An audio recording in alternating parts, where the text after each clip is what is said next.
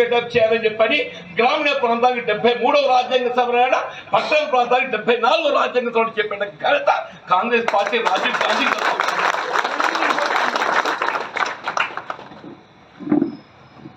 మళ్ళీ వాళ్ళ మున్సిపాలిటీ మీద ఇట్లా ఆధిపత్యం చెలాయించాలి. మున్సిపాలిటీ మీద ఆధిపత్యం ఎవరికి ఉండాలి? పాలక మండలికి ఉండాలి.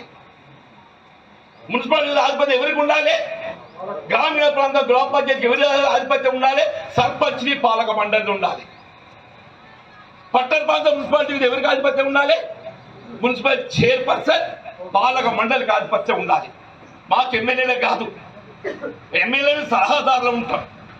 ప్రభుత్వంకి ఏమైనా నిధులు కేటాయింపు చేయడమే కానీ, ప్రభుత్వం నిధులు సమకూర్చడమే కానీ శాసనసభ్యుడిగా ప్రభుత్వ బాధ్యత అని చెప్పంటుంది.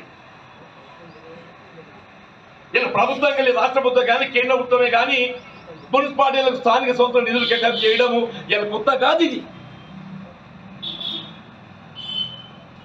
ఐటీఎస్ఎం టికెట్లు వస్తుంది. తెలంగాణ ప్రభుత్వం TUFITCL పెట్టింది, మొన్న ఒకటి వచ్చింది. కానీ ఈ పనులు చేపట్టడం లోపల, పనుల మంజూరీ లోపల ఎవరి సలహా సూచన ఉండాలి? పాలక మండలి ఉండాలి. చైర్పర్సన్ పాలక మండలి, మున్సిపల్ కౌన్సిలర్స్ ఉండాలని చెప్పి అంటున్నా. మేము ఆధిపత్యం చేయడం మా జేబు నింపుకోవడం కాదు. ఇవాళ ఏమైపోయిందంటే ఏ విధంగా మా జేబులు నింపుకోవాలని తప్ప ఇంకోట్లేదే అని చెప్పండి. నిజమబద్ధమే.